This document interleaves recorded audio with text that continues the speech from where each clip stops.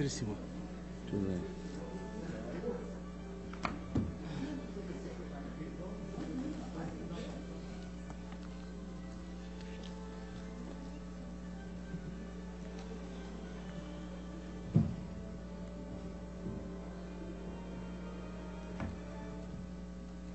Sob a proteção de Deus, na presença dos conselheiros Fernando Guimarães, Ivan Bonilha, Durval Amaral, Fábio Camargo, dos auditores Jaime Lichinski, Sérgio Valadares e Tiago Barbosa Cordeiro, e do Procurador-Geral do Ministério Público de Contas, Eliseu de Moraes Correia, declaro aberta a sessão ordinária número 36 deste Pleno.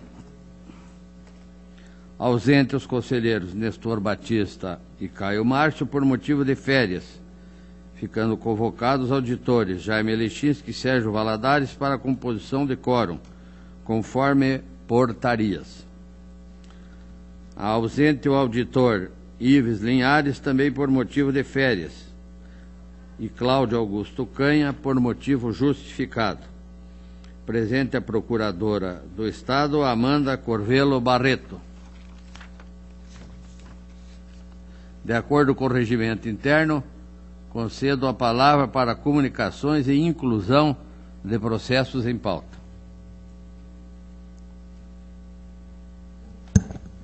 Senhor presidente. Conselheiro Fábio Camargo. Apenas para solicitar o adiamento do processo 126.836.10, Centro de Integração e Tecnologia do Paraná, senhor presidente. Está solicitando o adiamento, poderia fazê-lo por ocasião do relato, mas solicita a senhora secretária, então, já para anotar, pedido de adiamento. Conselheiro Durval Amaral. Para comunicar, senhor presidente, que estou devolvendo ao conselheiro Fernando o processo número 58.9981/11. Somente esse comunicado. Devidamente anotado. Ainda a palavra. Está livre. Passa ao relato de minha pauta. Tem o processo 624594, que é o termo de cooperação que será firmado com esse tribunal, com universidades estaduais, separadamente com cada uma, visando o envolvimento de comunidade acadêmica em ações de monitoramento vinculadas ao cumprimento da Lei Federal 12.527. Está em discussão. Votação. Aprovado. Para relato de pauta, passo a palavra ao conselheiro Fernando Guimarães. Excelentíssimo senhor presidente e demais integrantes desse plenário, iniciou a pauta por tomada em consideração ordinária 623.554/2010. É uma tomada considerada a partir do ofício encaminhado pelo Ministério Público de Contas junto ao Tribunal, em relação a um processo de eventuais responsabilidades de um processo que teria sido encaminhado ao Paraná Previdência e não devolvido.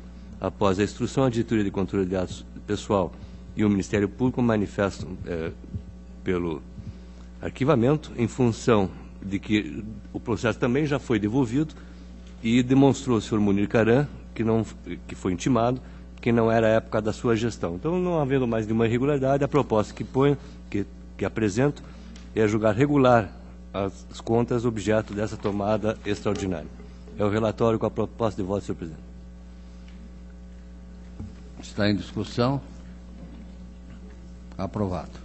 Na sequência, tem um recurso de revista 399.220.09, município de Ibaiti, interessado ao Roque Jorge Fadel, um recurso de revista em relação a parecer prévio, contendo recomendação de desaprovação das contas do Poder Executivo de Ibaiti, exercício de 2004.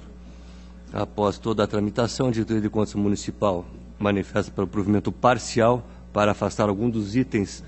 Era uma série de irregularidades, alguns foram sanados no recurso e outras ficaram ainda pendentes. Na mesma linha é o parecer do doutor Procurador-Geral pela manutenção da irregularidade, mas com o provimento parcial.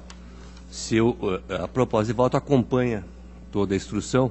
Se houver discussão no plenário, eu apresento item por item, são mais de 18 itens por aí de irregularidades na primeira no primeiro julgamento.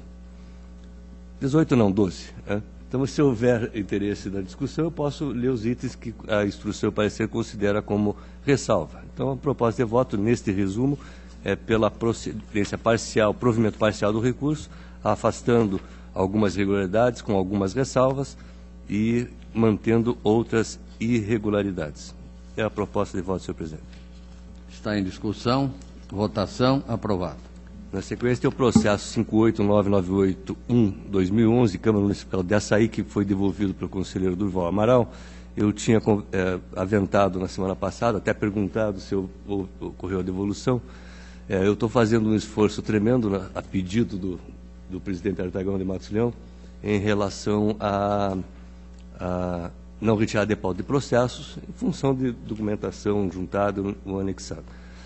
Nesse caso específico, senhor presidente, o que se discute, e aí por isso que eu vou solicitar a retirada de pauta, se discute uma irregularidade de um concurso, onde noticiam que os documentos tinham sido incinerados, né, do concurso. O interessado agora veio e juntou os originais, que um dos motivos é que não tinha os originais da documentação, que estava numa ação civil pública e em tramitação na respectiva comarca. Então, eu vou solicitar a retirada de pauta, mas com o compromisso de verificar os documentos e, caso não haja necessidade da instrução, eu retorno, já faço as minhas diligências diretas para não encaminhar a DICAP antes dessa avaliação, já com questões pontuais a serem enfrentadas. Porque uma coisa é nós recebemos a documentação, retiramos de pauta e não verificamos se é pertinente ou não, e quais os pontos a serem especificamente abordados na instrução. E acho que isso facilitaria muito, senhor presidente, quando eventuais diligências nós apontássemos quais os pontos que deveriam ser enfrentados. Então, apesar do esforço de Vossa Excelência, nesse processo, dada a gravidade até do assunto, eu vou ter que solicitar a retirada de pauta, mas com esse compromisso de fazer uma verificação com maior detalhe. Está retirado de pauta o pedido de Vossa Excelência e essa presidência agradece o seu empenho, e que não é, né, um empenho que deve ser feito só pela presidência, mas por todos nós. Principalmente nós. Porque o tribunal é que precisa dar celeridade nos seus processos, nós precisamos votar, muitos processos dão entrada por dia nesta casa, e claro que depois de toda uma instrução feita, retirada de pauta por novos documentos, isso tem que ser muito bem justificado, não é? Então, essa presidência retira de pauta e agradece não só a Vossa Excelência, mas a todos que têm compreendido que o interesse é do Tribunal e da comunidade paranaense. Senhor presidente, o último processo encontra-se com vistas, entendo, salvo engano, acredito que esgotei a pauta, agradecendo a atenção de Vossa Excelência e do douto plenário. Esta presidência agradece conselheiro Fernando Guimarães e, para o relato de pauta, passa a palavra ao conselheiro Ivan Bonilha.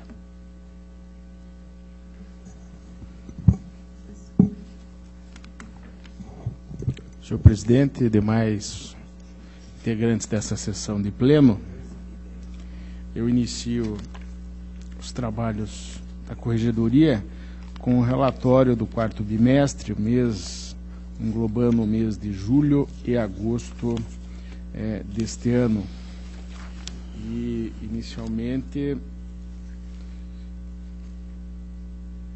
apontando que a Corregedoria recebeu nesse bimestre total de 108 processos. E, em relação ao atendimento da ouvidoria, foi um total de 373 atendimentos, sendo que desse total, 366 pela internet, revelando a grande importância para a manifestação externa das redes sociais, né? Em relação à atividade dos conselheiros, ou do gabinete de cada conselheiro, nós temos o conselheiro Nestor Batista, foi recebido um total de 257 processos, concluso 259 e em atraso em 30 de agosto, 5. O conselheiro Fernando Augusto Melo Guimarães recebeu uma fatia de 261 processos, tendo conclusos 84 e em atraso 1. O conselheiro Caio Márcio Nogueira Soares recebeu um total de 247 protocolos, tem 215, ou tinha 215, na data de 30 de agosto e com atrasos 20.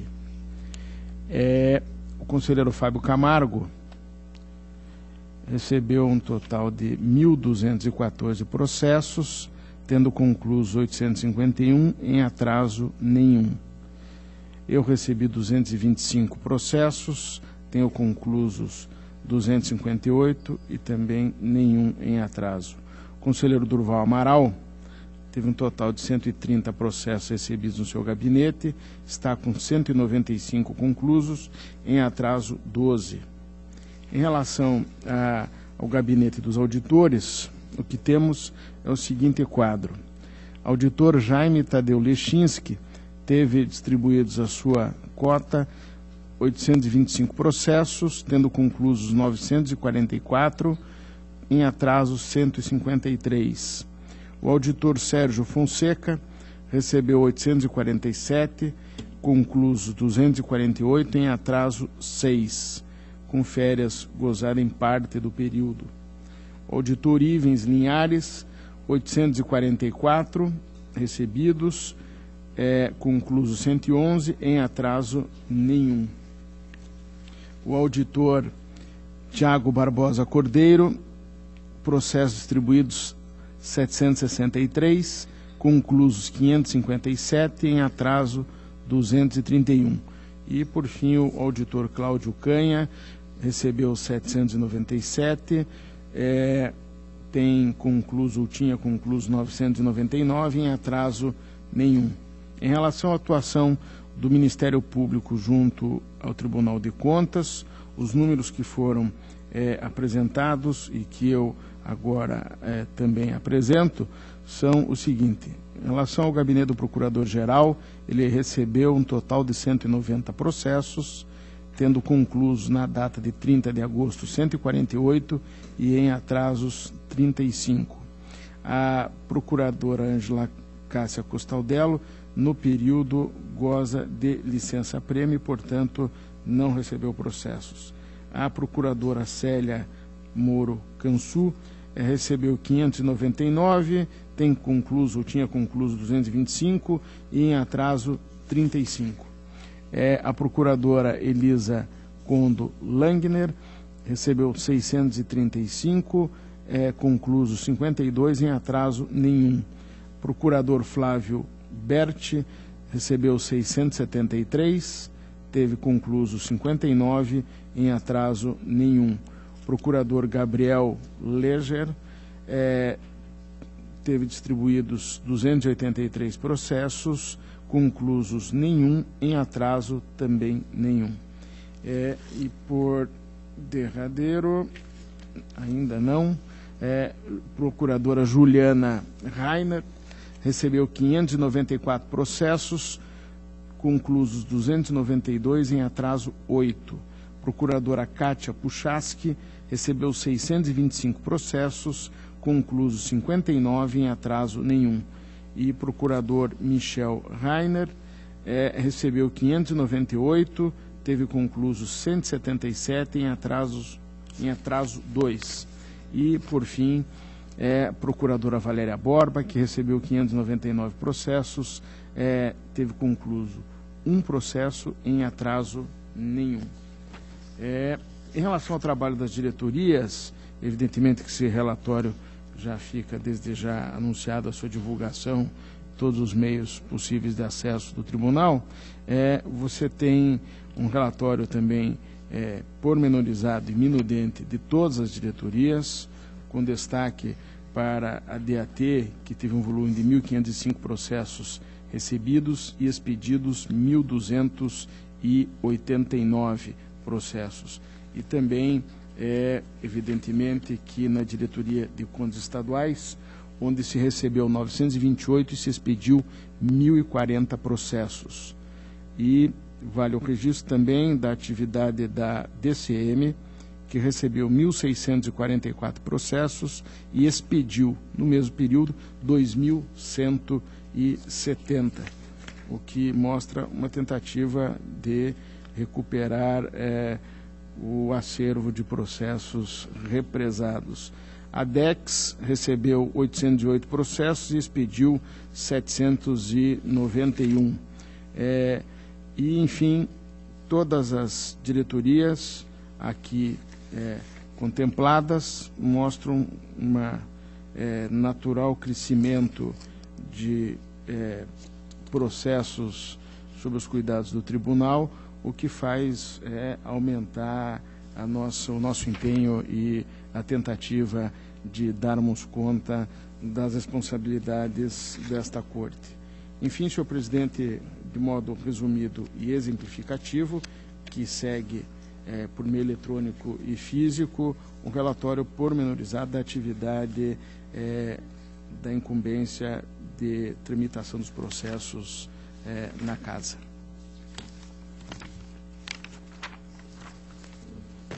Essa presidência agradece as informações, parabeniza Vossa Excelência e toda a sua equipe. Presidente, dando andamento à pauta, o primeiro processo que tenho é um processo 119717/12 da Câmara Municipal de Formosa do Oeste, uma denúncia oferecida pela própria Câmara Municipal em face do prefeito, então prefeito José Machado Santana, noticiando a contratação de serviços de consultoria contábil naquele município. E no caso aqui, na inicial da Câmara de Vereadores, quando da apreciação e votação de projeto de lei da LDO do município para o exercício 2012, suprimiu o artigo 35 do texto original que pretendia autorizar contratações de consultoria. E, segundo o relato da inicial, a mencionada proposição legislativa foi transformada na Lei Municipal 643/11, sem a redação do artigo. Não obstante, o Executivo Municipal contratou o serviço de consultoria contábil a serem prestados pelos senhores Flávio Pedro Frigueto e Adolfo Francisco Rossato, com fundamento no aludido dispositivo legal que implicaria a realização de despesas não autorizadas em lei. Na sua defesa, o prefeito argumentou que os serviços contratados seriam de natureza técnica, eis que objetivaram operacionalizar os complexos sistemas informatizados de dados, razão pela qual foram devidamente selecionados por meio de tomada de preços. Quanto aos serviços do senhor Pedro Frigueto, o outro contratado, sustentou que sua contratação baseou-se no artigo 13, inciso 3º, da Lei 8666, serviços técnicos profissionais especializados, vez que o município não conta com servidores qualificados para atender às exigências das legislações. Essa foi a resposta. A DCM opina pela procedência da denúncia, com aplicação de multa prevista no 87.4G da Lei Complementar, por cada uma das contratações irregulares, em virtude da ausência de concurso público para a contratação de serviços capacitados de prestação de serviço de contabilidade pública, enfim. O Ministério Público igualmente manifesta-se pela procedência da demanda, com aplicação de sanções. Olha, vendo os autos, eu verifico que a contratação do serviço de assessoria contábil foi de fato irregular. Todavia, em virtude de afronta à regra constitucional do concurso público. Nesse sentido, o argumento do denunciante de inexistência de previsão legal na lei orçamentária para admissão de serviços de consultoria pelo Executivo Municipal não se mostra de grande relevância, eis que a ilegalidade ou irregularidade já se caracterizou pela realização de procedimentos destinados à contratação de profissionais para a prestação de serviços permanentes da administração, quando deveriam ser executados por servidores efetivos, providos por meio de concurso público, ou seja, era uma demanda permanente do município. No caso de consultoria contábil, que é a hipótese que trata os autos, permite-se de maneira excepcional o afastamento da regra, podendo ser realizada a contratação direta para serviços que exijam notória especialização, desde que reste demonstrada a singularidade do objeto, ainda que se trate de demanda de alguma complexidade. Na situação em apreço, o denunciado sustentou que a contratação da empresa, representada por Adolfo Rossato, foi realizada por meio de procedimento licitatório, modalidade de tomada de preço, para serviço de natureza técnica, em virtude da complexidade dos sistemas contábeis adotados pelos órgãos de fiscalização e controle, tais como o SINHAM ou o SINHAP desta Corte, sendo que o município não contava com servidor que possuísse conhecimentos técnicos para realizá-los.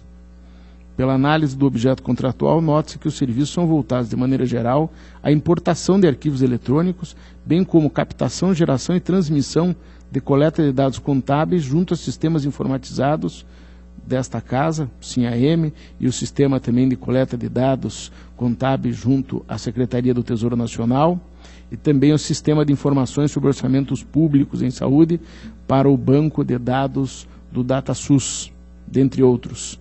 Ou seja, os serviços não são complexos, nem exigem maior capacitação profissional e conhecimento de uma área restrita.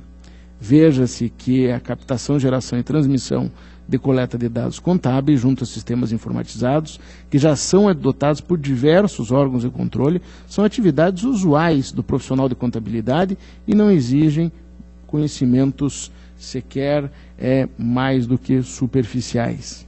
Assim, tratando-se de atividade típica do poder público, os aludidos serviços deveriam ter sido prestados por servidores efetivos do quadro funcional, de modo que a contratação de serviços de natureza técnica por meio de licitação me parece ser descabida.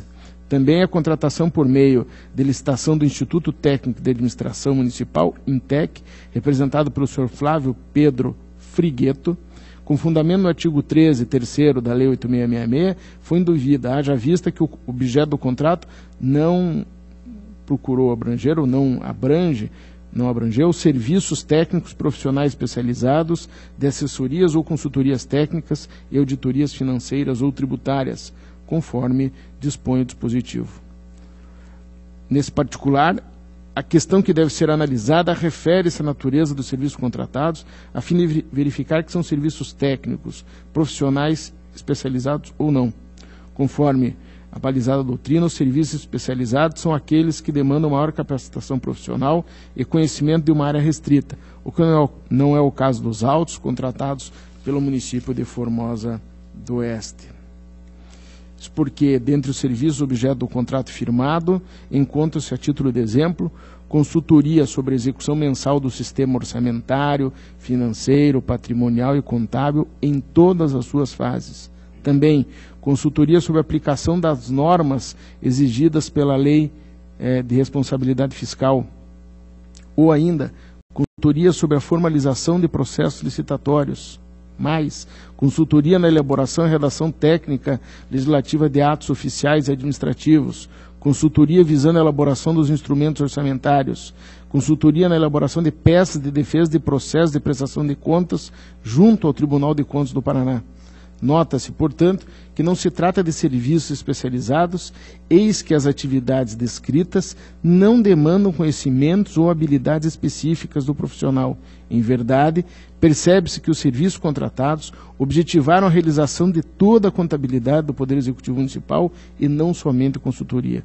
Dessa forma, a prestação de atividades permanentes e típicas da administração pública, em ambas as situações, não poderia ter sido objeto de procedimento licitatório, vez que estas devem ser exercidas por servidores efetivos. Ademais, analisando os prazos de vigência dos contratos, fevereiro de 2009 a janeiro de 2012 e o outro, abril de 2010 a dezembro de 2012, em ambos os ajustes fica evidente que os serviços tiveram por finalidade o acompanhamento da gestão do então prefeito municipal, o que também seria vedado na hipótese de consultoria nos termos do prejulgado número 6 desta Corte. Com efeito pela fundamentação supra, verifico que as contratações foram indevidas e, consequentemente, descumpriram a regra do concurso público disposta no 37.2 da Constituição da República, merecendo procedência a presente demanda, com aplicação de multa administrativa ao prefeito responsável pelas contratações. E, mais, não há o que se falar em restituição de valores, uma vez que não consta dos autos elementos que indicam que os serviços não foram prestados ou não foram devidamente. Diante de todo o exposto, voto pela procedência da presente denúncia, com aplicação de 2 multas administrativas do artigo 87.4G da Lei Complementar 113, ao senhor José Machado Santana, ex-prefeito do município de Formosa do Oeste, no valor de R$ 1.382,28. Ainda determina a juntada de cópia do presente voto aos autos de prestação de contas do Executivo de Formosa do Oeste, em trâmite nesta Casa, tendo em vista que as contratações irregulares perduraram em exercícios distintos, 2011 e 2012. Também determina que o atual prefeito de Formosa adote providências no sentido de pôr fim às terceirizações impróprias das atividades típicas e permanentes da administração pública municipal. É o voto. Está em discussão. Senhor presidente. Para discutir, o auditor Sérgio Valadares. Obrigado, senhor presidente. Senhor presidente, ainda ontem nós tivemos na Câmara a oportunidade de comentar essas questões de contratação de serviços de contabilidade ou mesmo serviços jurídicos. E, em síntese,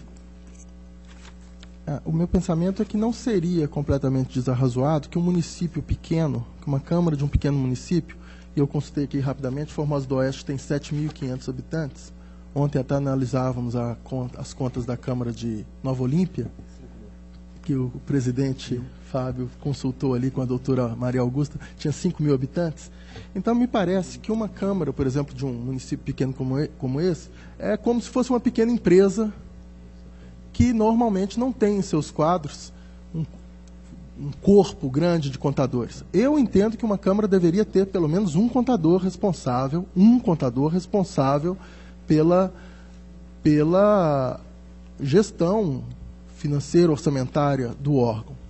Mas não entendo desarrazoado que se contrate um escritório ou alguma pessoa física, ou seja jurídica ou física, para acompanhar e assessorar em alguns assuntos, né? Dada a dimensão desse órgão. Então, coerentemente com o que eu tenho defendido em alguns casos, ainda ontem, eu vou pedir vênia para propor que seja considerada procedente em parte, mas apenas para fins pedagógicos, de orientar o município que tenha um contador, mas eu vou, com a devida vênia, pedindo desculpas ao relator por não acompanhá-lo, em parte, né, deixar de acatar a multa, propondo então que o tribunal apenas faça uma orientação, mesmo porque essa matéria, salvo engano, foi objeto daquela representação da UVEPAR, não é isso? Não sei se é essa. Não, lá é outra coisa. É o meu prejulgado, mas é outra coisa. Tá. Eu só queria pedir mas uma então, parte da Vossa Excelência. Só um minutinho, só vou então expor a minha posição, desculpa, o procurador, que é nesse sentido, de considerar procedente em parte, mas sem aplicação da multa e apenas com uma orientação. Procurador, presidente, obrigado. Para discutir, o senhor procurador tem a palavra. Eu apenas ia, senhor presidente e demais integrantes do Egrégio Plenário, apenas ia fazer um esclarecimento, porque há também uma outra representação do próprio Executivo Municipal de Formosa do Oeste, e nesta representação, eu estava consultando aqui o parecer ministerial, dá conta de que o município tem assessor jurídico, tem 2 auxiliares de contabilidade efetivos, tem 3 auxiliares de finanças, tem 1 auxiliar de tributação, tem um chefe da contadoria geral, tem chefe de divisão de finanças, tem um contabilista e tem um diretor de administração e finanças, além de um procurador efetivo e 3 técnicos de tributação. Então, o município, embora seja, como Vossa Excelência esclareceu, com densidade populacional pequena, ele está muito bem estruturado na parte contábil e financeira, de modo que esta justificativa não seria arrazoada, né? A Câmara ela tem assessoria também, aqui não consta no parecer, mas com certeza também tem, se nós verificarmos os comissionados, também tem. E o que faz a Câmara? A Câmara aprova a lei, né? Ela não é autora. Quem faz a elaboração da lei é o Executivo. Ela vai debater, vai discutir, e para isso tem os vereadores, né? E também, com certeza, se Vossa Excelência, posso até consultar o sistema SIM-AP, e se for este o caso, né? Mas imagino eu que tenha, sim, alguma assessoria na Câmara. Senhor relator. Senhor presidente, eu gostaria até de... O processo seguinte da minha pauta agora da corregedoria também trata da mesma situação, só que agora num período diferente. Há uma, por assim dizer, uma contumácia na contratação desses serviços. E eu não entendi, o auditor Sérgio Fonseca... Ele propõe a procedência sem aplicação da multa. Sem multa. Qual seria a razão da não aplicação da multa? A procedência parcial, no sentido de que o município deve seguir a orientação do tribunal, mas que isso não é uma irregularidade suficiente que evidencie má-fé, que evidencie desleixo, pelo menos pelos elementos que eu tenho, mesmo porque eu não tenho aqui, o ilustre procurador-geral mencionou o quadro do Poder Executivo. Aqui eu não sei se a Câmara dispõe desses servidores também. Em princípio, não tem essa informação, então... Ela se defendeu. A Câmara fez a sua defesa. Não, ela disse que tem contadores... fez defesa. Pelo que eu entendi, ela não teria profissional capacitado para esse serviço, fez essa contratação. Para mim, seria muito relevante verificar se o preço pago é desarrazoado, porque muitas vezes essas contratações saem muito mais econômicas para o órgão do que ter em seu corpo vários profissionais, entendeu? Então, diante disso tudo, e considerando que é uma matéria até polêmica... Mas o senhor considera irregular? Eu considero como se fosse uma conta, eu consideraria uma ressalva. Não tem opinião assim. formada sobre o processo? Não, tenho opinião muito bem formada, Excelência. Tanto que relatei ontem um processo de Nova Olímpia, em que propus, não era exatamente o caso, mas em que propus isso. Considero que é uma falha, não uma irregularidade grave. E que, nesse momento, seria suficiente a orientação e não a multa. Senhor presidente, estamos em discussão ainda, não? Estamos em discussão. Vossa Excelência tem a palavra para discutir. Na verdade, eu acompanhei o relato, acompanhei a discussão, e na discussão me deu um tilt aqui na cabeça, e agora que eu estou tentando... Porque tem dois processos, até consultei o conselheiro Ivan. Na verdade, não é... Pelo que eu entendi, este processo como outro, são representações contra o Poder Executivo Municipal. Não é por contratação pela Câmara. Então, é do Poder Executivo, se é isso que eu entendi, né? Então, porque eu estava entendendo oferecido, o primeiro é oferecido pela Câmara, contra a prefeitura. E o segundo também é oferecido pela Câmara. O denunciante é a Câmara. Um vereador. Então, foge daquela proposta de Vossa Excelência, que seria em relação à Câmara, que eu estava tendente a acompanhar. Agora, como é do Poder Executivo, então já estou esclarecido, eu estou apto a votar, senhor presidente. Então eu peço desculpas, porque eu estou ali olhando para o monitor, vendo lá, Câmara Municipal, Câmara Municipal, Câmara Municipal. Ontem nós relatamos alguns e eu estou entendendo que essa contratação teria sido da Câmara. Então peço 1000 desculpas ao relator. Não é? Então, diante dos esclarecimentos prestados e que o município dispõe de um corpo técnico, etc., etc., etc., eu peço desculpas por toda essa demorada discussão. Em votação, aprovado. Protocolo 613335/12, aqui uma representação encaminhada por vereador, senhor Valmir Cardoso Pereira. Ele noticia o que seriam irregularidades ocorridas no município de Formosa do Oeste, na gestão de José Machado Santana, em razão da contratação de empresa privada para elaborar a LDO, quando tal responsabilidade, nos termos da Lei Municipal 635/2011, seria do contabilista da municipalidade. Na defesa, o então prefeito, responsável pela contratação, alega que a feitura da LDO é atividade meio do Poder Executivo, logo passível de terceirização, e que a representação tem cunho político eleitoreiro. Afirmou que o contador do município já possui muitas atribuições. Assim, diante da escassez de servidores e da premente necessidade de cumprir a determinação constitucional de elaborar a LDO, foi necessária a contratação para a realização de tal atividade. Ressaltou que tal contratação foi precedida de pesquisa, enfim, e foi contratado o mesmo escritório do processo anterior. De modo, senhor presidente, que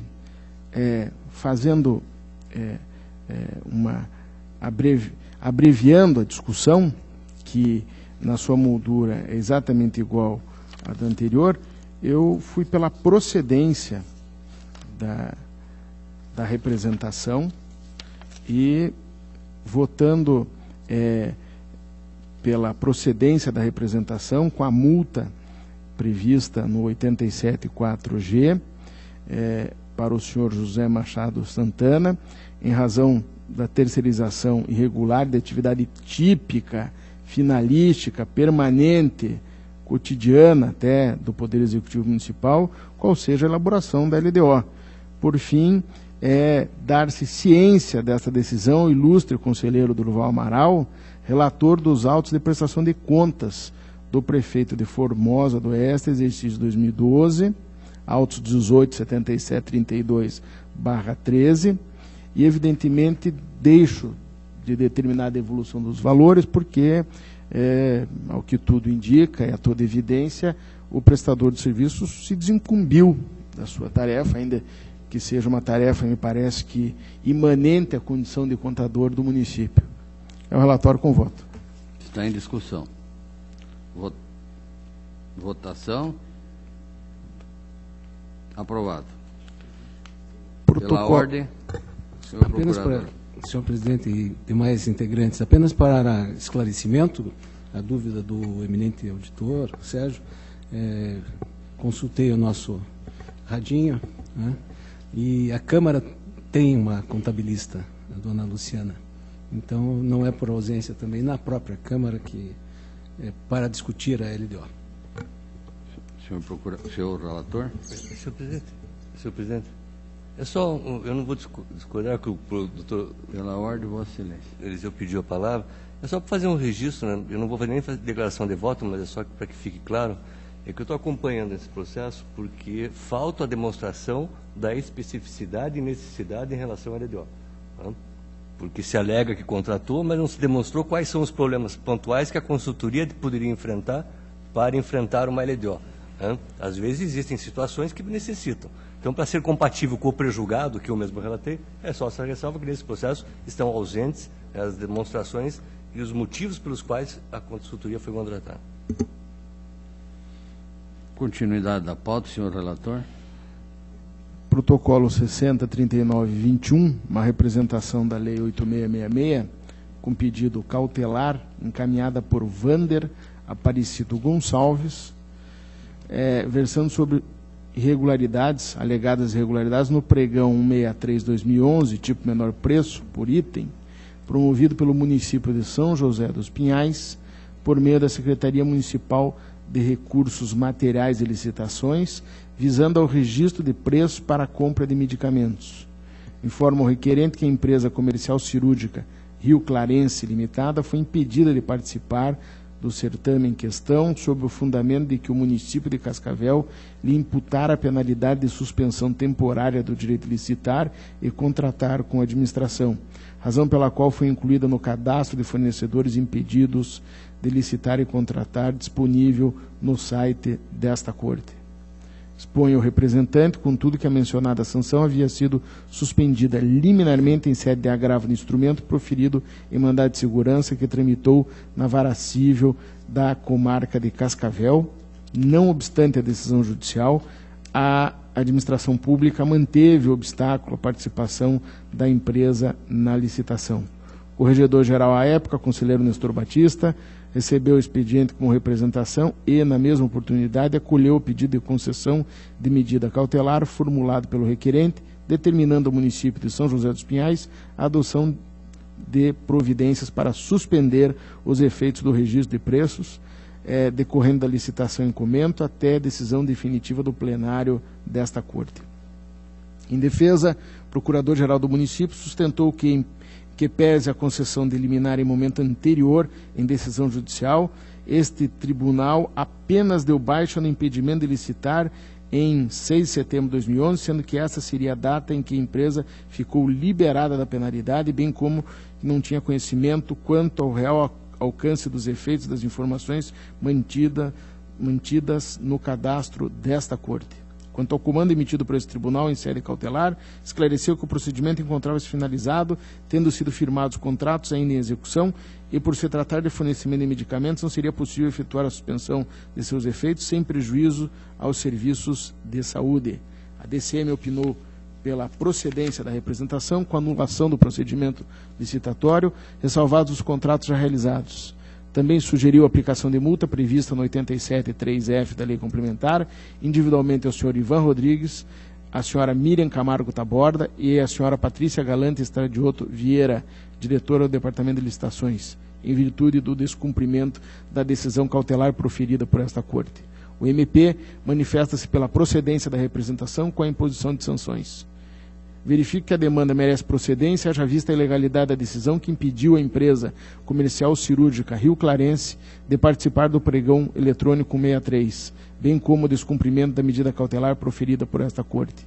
Pela análise da íntegra do procedimento licitatório, verifica-se que na data da sessão pública de classificação das propostas e habilitação dos licitantes, 12 de julho de 2011, a empresa de fato constava no cadastro de fornecedores impedidos de licitar e contratar desta Corte de Contas, sendo que a suspensão do direito vigorou de 21 de abril a 6 de setembro de 2011, quando foi realizada a baixa do impedimento em virtude de decisão proferida pelo relator, desembargador Xisto Pereira, através do agravo do instrumento número 797-879, dígito 4, da segunda, que tramitou perante a segunda vara cível da comarca de Cascavel.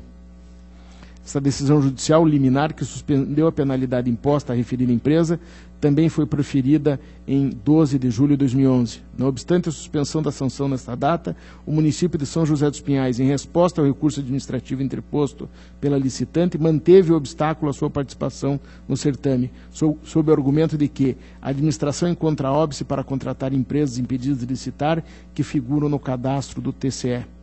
Desta forma, em que pese a decisão judicial proferida de suspensão imposta, somente após a exclusão da empresa do cadastro do TCE, esta administração poderá contratar o recorrente. Esse documento foi assinado pela senhora Miriam Camargo Taborda, pregoeira, e pelo senhor Ivan Rodrigues, prefeito, tendo sido baseado no parecer proferido pela senhora Patrícia Galante Estradioto Vieira, diretora do Departamento de Licitações. Percebe-se pela decisão administrativa supra que a administração pública tinha ciência, ainda no curso do processo licitatório, da liminar proferida pelo Poder Judiciário. Nesse contexto, deixou de observar deliberadamente o disposto na decisão judicial, sob o argumento de que a licitante constava no cadastro dos impedidos de licitar desse tribunal. Contudo, o cadastro dos impedidos de licitar compõe somente de um registro das sanções. Dessa forma, ele as declara, não constitui nem desconstitui. Ainda, o registro vincula-se a um ato da administração que aplica a penalidade, de modo que, estando suspensos seus efeitos, não cabe continuar privando a empresa do exercício de seu direito de participar de licitações e, consequentemente, de contratar com o poder público. Assim, nota-se que a conduta dos responsáveis pelo procedimento licitatório, além de ter descumprido decisão judicial, acarretou indevido cerceamento do direito da empresa comercial cirúrgica Rio Clarense participar da disputa. Dessa forma, voto pela procedência da representação, com aplicação de multa prevista no 87.4g da Lei Complementar, individualmente, as 3 pessoas envolvidas, responsáveis pela decisão que impediu a empresa de participar da licitação. Apesar da irregularidade apontada no procedimento licitatório, não há mais que se falar em sua anulação, como opinou a unidade técnica, nem mesmo declaração de nulidade dos contratos, ressarcimento ao erário dos valores expendidos com estes ou demais medidas sugeridas pelo órgão ministerial. Eis que a licitação já foi encerrada e os contratos dela decorrentes atingiram seu termo final, além de não haver indícios nos autos de que o objeto não foi devidamente cumprido.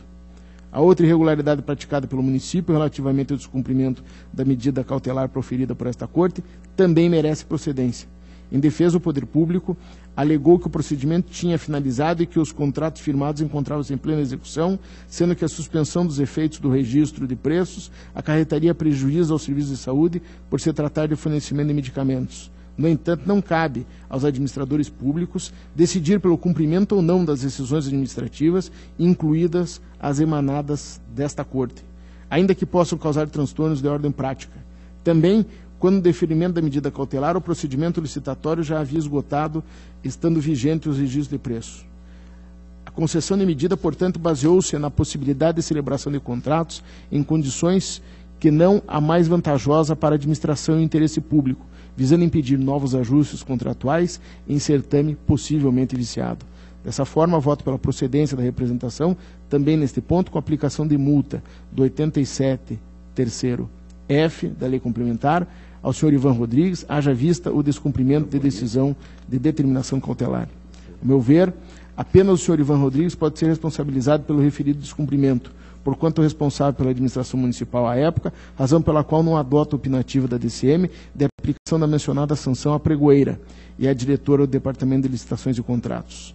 Diante de todo o exposto, voto pela procedência da presente representação, com aplicação de multa prevista no 87.4G da Lei Complementar, individualmente ao senhor Ivan Rodrigues, a senhora Miriam Camargo Taborda e a senhora Patrícia Galante Estradioto Vieira, no valor de R$ 1.382,28 cada, em virtude da ilegalidade da decisão que impediu a empresa comercial cirúrgica Rio Clarense Limitada de participar do pregão eletrônico número 163.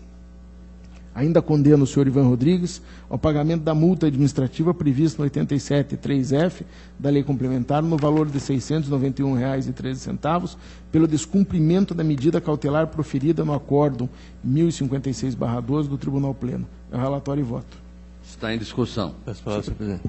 Para discutir, conselheiro Fernando Guimarães. Eu vou solicitar a vista do processo, porque eu tenho me debatido há algum tempo sobre a questão das responsabilidades individuais do gestor e aqueles que geraram as informações para a tomada de decisões. Nada como ser gestor de um órgão para saber que muitas decisões são tomadas com base em informações das suas pessoas de confiança que lhe encaminham.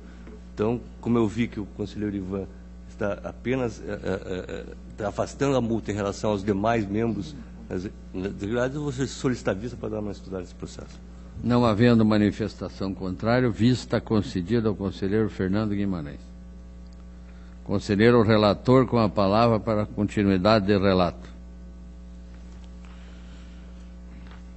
Processo 244112, uma representação da Lei 8666, com pedido cautelar encaminhada por Splice, Indústria, Comércio e Serviços Limitada, versando sobre supostas irregularidades no edital de concorrência pública, número 01/2013, promovido pela Coordenação da Região Metropolitana de Curitiba, COMEC, com vistas à contratação de empresa para execução da implantação do Sistema Integrado de Monitoramento Metropolitano da Região Metropolitana de Curitiba, com fornecimento de materiais, conforme especificações e quantitativos descritos nos projetos fornecidos pela COMEC e demais anexos, integrante do Programa Pro Transporte do Ministério das Cidades, PAC da Mobilidade da Copa do Mundo 2014, referente ao contrato de financiamento celebrado com a Caixa Econômica Federal e o Governo do Estado.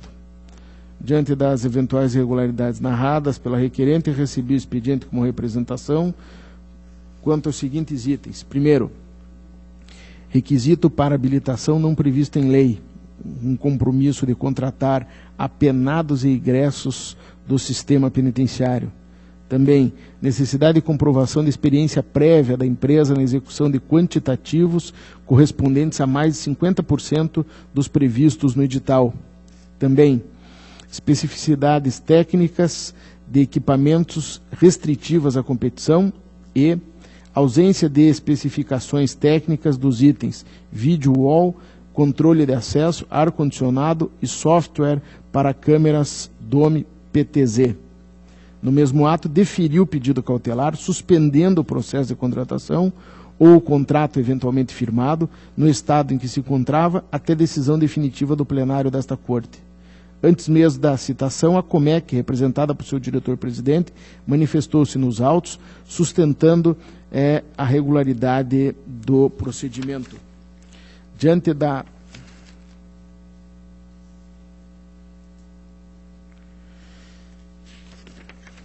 da plausibilidade dos argumentos apresentados pela Comec, revoguei a medida cautelar anteriormente concedida e, por conseguinte, autorizei o prosseguimento dos atos tendentes à contratação. A 7ª Inspetoria opina pela improcedência da representação, assim como a Diretoria de Contas Estaduais e o Ministério Público junto a esta Corte. Presente demanda, me parece, e é o que decido, ser julgada improcedente. Passo a análise dos pontos objeto desta representação. Compromisso de contratar apenados e egressos do sistema penitenciário. Quando do recebimento da representação, constatei a exigência desse ponto e que isso decorreria do Decreto Estadual 3459 de 2011 e do Tema de Cooperação 001, firmado entre o Conselho Nacional de Justiça, o Ministério do Esporte, o Comitê Organizador da Copa do Mundo e os 11 estados sede do evento da Copa, inclusive o Paraná, as respectivas capitais e o Distrito Federal, visando a efetiva implantação de programa de reinserção social de presos, egressos, cumpridores de penas e medidas alternativas. Neste ponto, me parece, a irregularidade consistiria na inexistência de lei autorizando a edição do decreto regulamentar. Em defesa, a Comec confirmou que a determinação decorre dos referidos termos, mas não indicou a existência de eventual lei que autorizaria a sua edição. Ainda assegurou que seria possível, pelas licitações e contratos dos projetos e obras estaduais relacionados à Copa do Mundo, sendo que a determinação e apreço contou em todos os editais sobre o tema. Nesse contexto, entendo que, apesar de não existir lei em sentido formal, viabilizando a expedição do decreto, a medida encontra respaldo nessa norma infralegal que buscou concretizar o ajuste firmado pelo Tema de Cooperação e promover, de maneira geral, reinserção social e a dignidade da pessoa humana.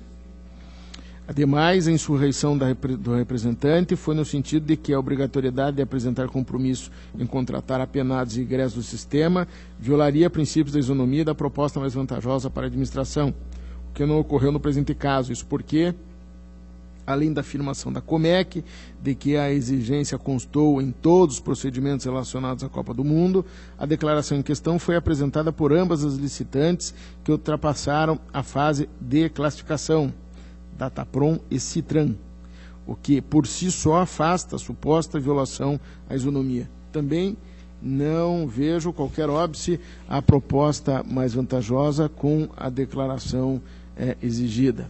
Desta forma, voto pela improcedência da representação no ponto. Segundo, a exigência de comprovação de quantitativo mínimo de capacidade técnica operacional acima de 50%, a requerente alega que o edital teria previsto a necessidade de comprovação de quantitativos mínimos de capacidade técnica operacional nos itens de instalação e confecção de laço indutivo, controlador semafórico e câmera de monitoramento do tipo fixa, o que afrontaria o entendimento do TCU. No entanto, analisando o inteiro teor do instrumento convocatório, verifico que a requerente, ao apontar as quantidades a serem fornecidas pelo contratado, não considerou os seguintes serviços: confecção e instalação de laço indutivo, implantação de laços detectores de veículos nas vias exclusivas por pista e também instalação de câmera fixa para medir tempo de percurso.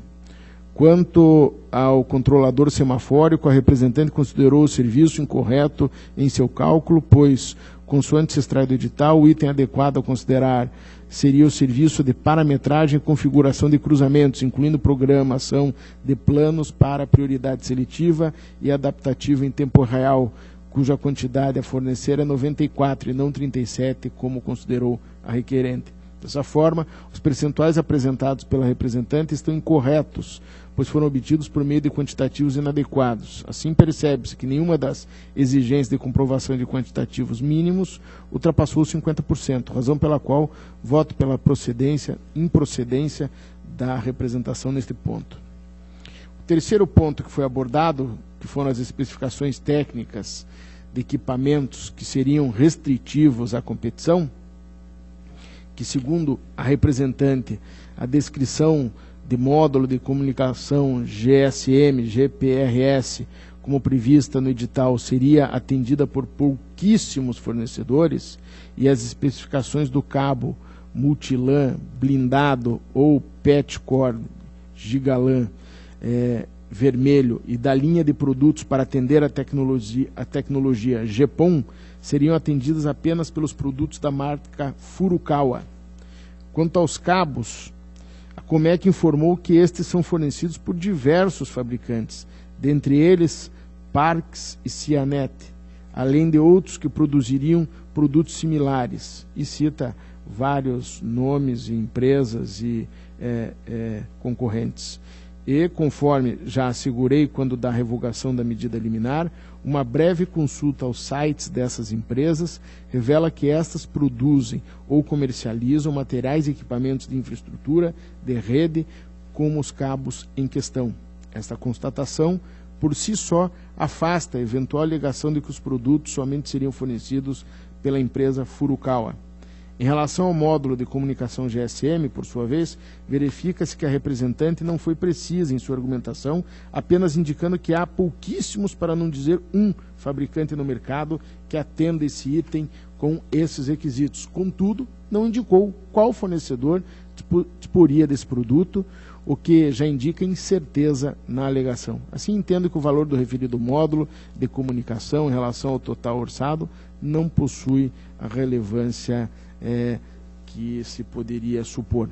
Dessa forma, demonstrada a inexistência de restrição à competição, voto pela improcedência da representação. E, por fim, a ausência de especificações técnicas de alguns itens. Nesse ponto também não procedem as irregularidades apontadas pela requerente. Isso porque a Comec apresentou as especificações técnicas supostamente inexistentes dos itens video wall, controle de acesso, ar-condicionado e software para camas DOME. Ainda foi acostado aos autos o projeto executivo em que constam as especificações para os itens em debate.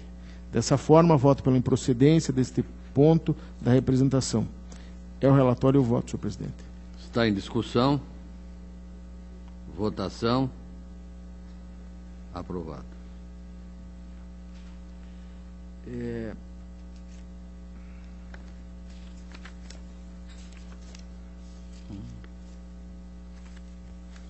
Protocolo 50-92-58 do município de Antonina, senhor presidente. Se o relator... Pela ordem, senhor presidente. Pela ordem, conselheiro Fábio Camargo. Se o relator não se importar, eu gostaria de pedir vista desse processo. Não havendo manifestação contrária, vista concedida a vossa excelência. Esse até que era curtinho. Esse até que era curtinho. Esse era bem curtinho agora. Protocolo 59-251/13 do município de Mangueirinha, senhor presidente. É uma representação que foi constituída em razão de comunicação originária da ouvidoria do tribunal, que a partir do atendimento que efetuou, tomou conhecimento de nomeações aparentemente irregulares no município de Mangueirinha. No âmbito do procedimento da ouvidoria, o chefe do Poder Executivo Municipal esclareceu que o município não possui em seu organograma o cargo de secretário, mas sim a função equivalente de diretor de departamento. Defendeu a regularidade das nomeações do senhor João Carlos Busata e de sua filha, Cassiana Ângela Busata, bem como da senhora Marlene Graminho e de sua filha, Graciele de Souza Graminho, por entender que não há vínculo de parentesco entre a autoridade nomeante e os servidores nomeados, bem como não haveria subordinação entre os familiares e nenhum deles tem poder para esse tipo de decisão. Já nesta representação, as partes apresentaram defesa conjunta, aduzindo preliminarmente que a representação perdeu objeto, vez que as servidoras Cassiana e Marlene foram exoneradas. A DICAP opinou pela procedência, pois as nomeações violaram os princípios da moralidade e impessoalidade com a aplicação de multas ao gestor e exoneração dos servidores.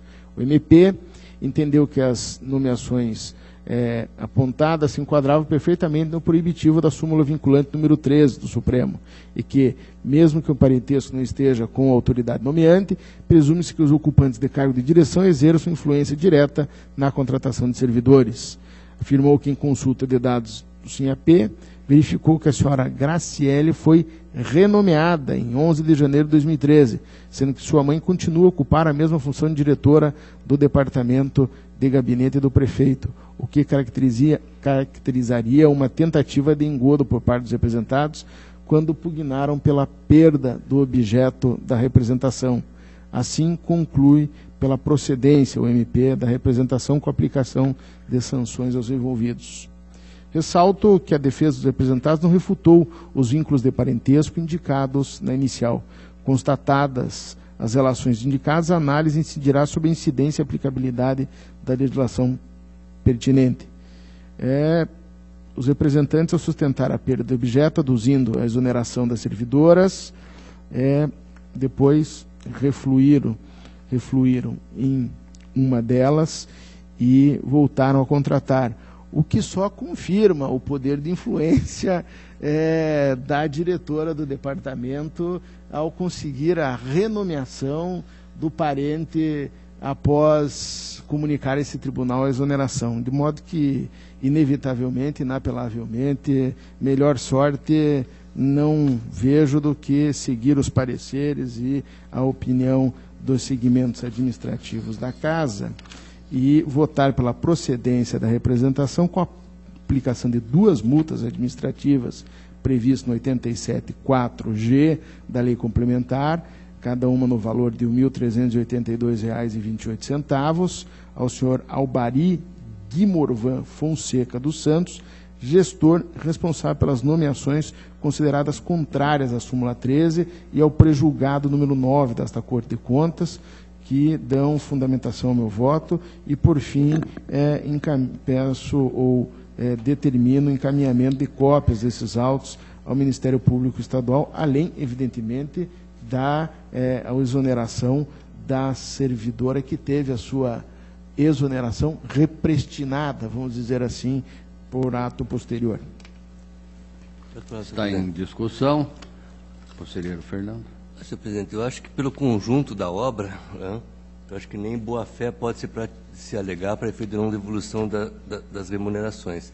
Evidentemente que as primeiras não, mas essa segunda, onde houve a tentativa de enganar o tribunal, exonerando e logo depois recontratando, nesse período merece o ressarcimento. Ou pelo menos uma multa proporcional a esses valores pagos.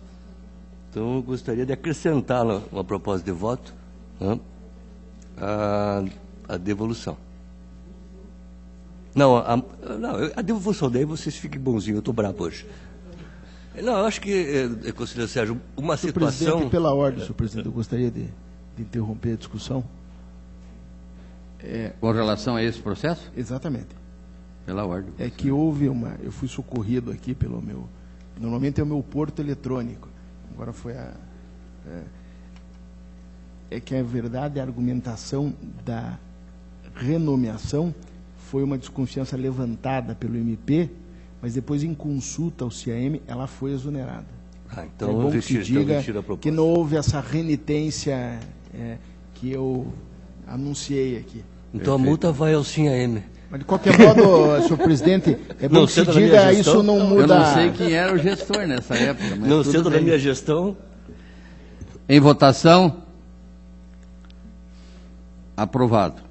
Eu consulto o senhor relator com relação ao processo anterior, 25, 76, 71, 10, de municípios, Palmeira, Ponta Grossa e Telêmaco Borba, seria o último prazo para devolução, para relato. Senhor presidente, eu ia anunciá-lo, mas o auditor Jaime Leschinski tinha me abordado pedindo, falando que ia pedir vistas, talvez por isso eu não tenha anunciado. Protocolo 25.7671/10. Está feito o pedido de vistas. Vista concedida no processo 25.7671/10 O auditor Jaime Lixis. Se o relator não se importar, obviamente. Se o senhor relator não se importar, ele pede vistas.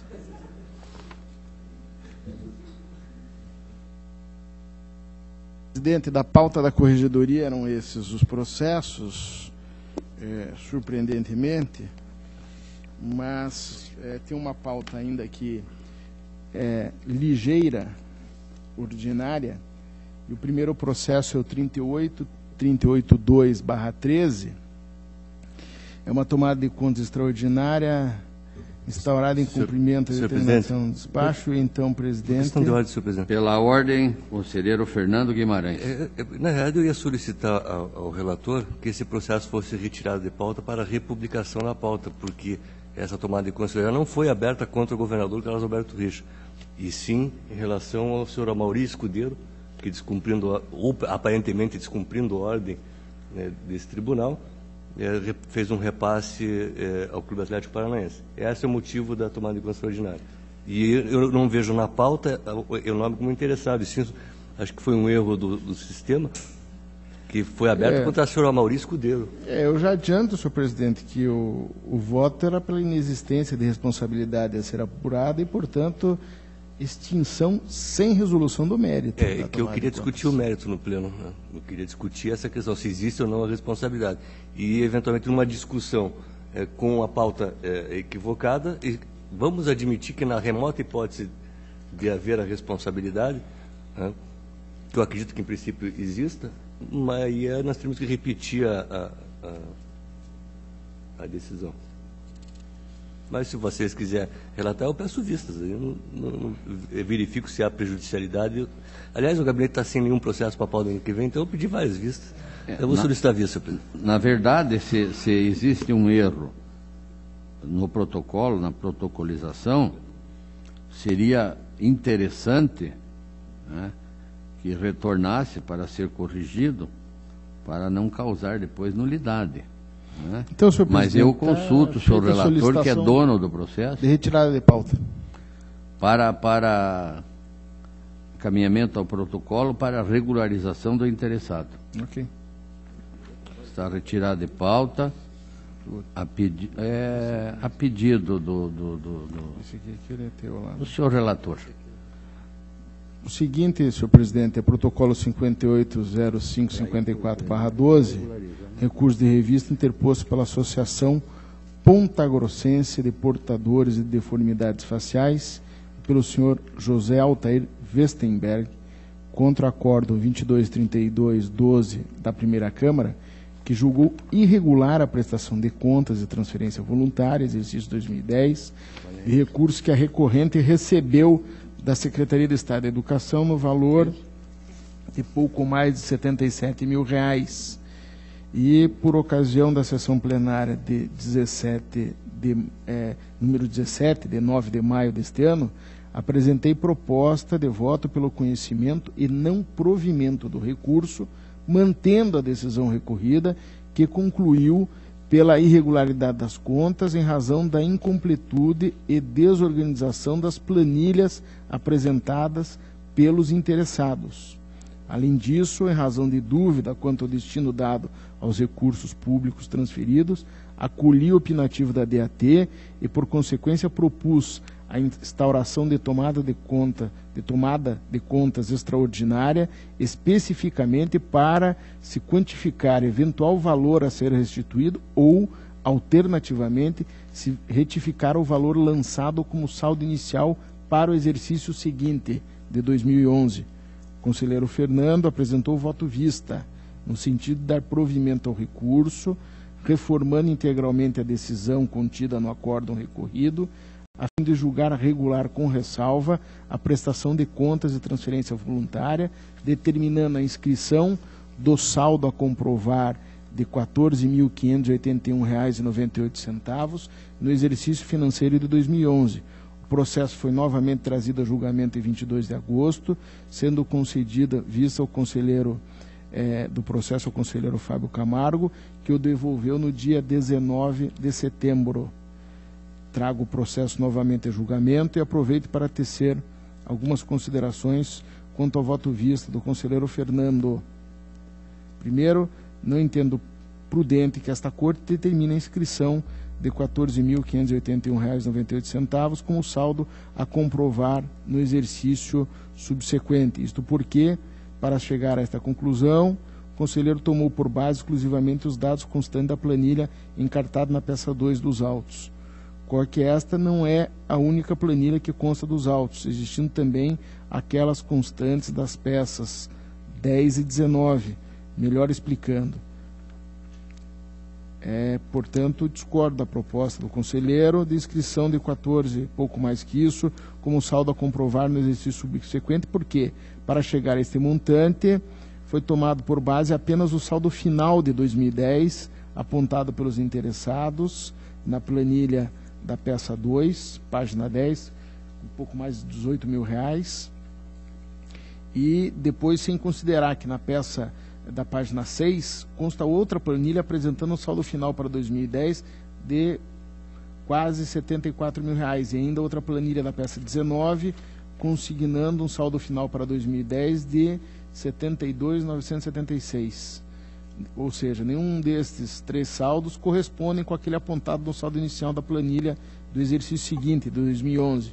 Ou seja, há uma completa desacerto, enfim, em razão dessa considerável divergência de valores, não gostaria ou não vejo como fixar valor certo e liquidar esse valor, pelo que ratifico a proposta de instauração de tomada de contas extraordinária. E também, se a decisão recorrida conclui pela regularidade das contas, sem qualquer determinação, imputação de responsabilidade, seja devolução, seja inscrição de saldo a comprovar, a proposta implicará em última análise prejuízo ao recorrente. Ademais, recordo que o termo de cumprimento de objetivos foi juntado aos autos, de modo que a inscrição em saldo a comprovar não coincide com precedentes de sua relatoria, no sentido de não caber tal imputação no caso de apresentação do termo em questão, a exemplo do debatido nessa Câmara no dia 24. Enfim, senhor presidente, eu mantenho, só para lembrar, mantenho o que havia apresentado no primeiro momento, e não sei ainda as considerações que o conselheiro Fernando possa somar para debate. Senhor presidente. Para discutir, conselheiro Fernando Guimarães. Na verdade, no voto vista que apresentei, nós fizemos um esforço de buscar todas as informações do processo, a partir da planilha efetivamente 2, em relação aos... Ficou clara a desorganização, mas não ficou comprovada que não ocorreram os pagamentos, enfim.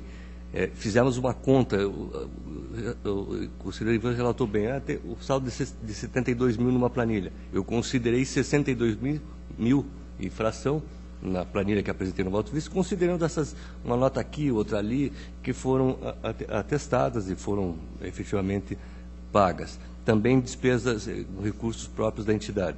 E quando eu falei para fazer a inscrição desse saldo, que é o saldo que a documentação possibilita chegar a um determinado valor, apesar das inconsistências das planilhas, isso o conselheiro Ivan deixou bem claro, isso não se nega, existe a prestação de contas de 2011 no processo já em tramitação na casa. Então, esse saldo, não comprovado pela documentação, seria objeto de prestação de contas no processo que está em andamento já do exercício de 2011. Então, eu ratifico a minha divergência e proponho o provimento pela verdade com ressalva, e este saldo a ser comprovado na prestação de contas do exercício de 2011. Esses são valores de 2010 e 2009. Então, nós estamos discutindo o processo da Associação Pontagrossense de Portadores das Deformidades Faciais, 580554. O senhor relator não entra propriamente no mérito, pede a instauração de uma tomada de conta extraordinária, é isso? E o conselheiro Fernando apresenta um voto vistas. Nega o recurso de revista. Pelo provimento, Vossa Excelência nega o recurso de revista e pede a instalação de tomada de conta extraordinária. Conselheiro Fernando, é pelo provimento do recurso, com ressalva, fazendo um jogo aí de valores, né, Gustavo? Jogando para com as notas que estão no processo, né? E também, na realidade, discussão. É só que se acrescentar, porque eu prefiro enfrentar a materialidade. Nós discutimos na época, quando pedi vistas, a questão da reformácio impédios, né? Nós estamos pegando um recurso de revista manejado pela própria entidade e transformando, abrindo uma tomada de contas. Então, eu também tenho essa resistência em relação a isso.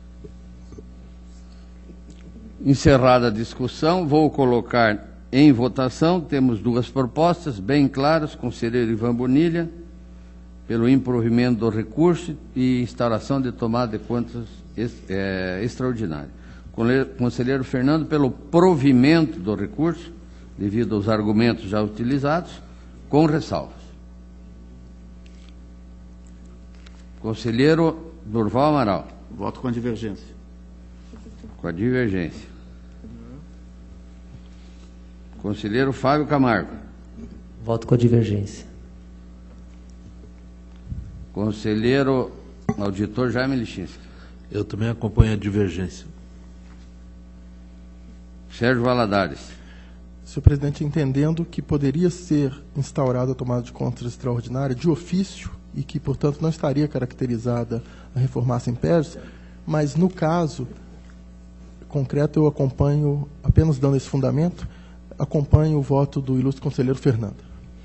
Por 5 votos a 1, prevalece o voto proposto pelo conselheiro Fernando, que fica encarregado de proceder ao acórdão.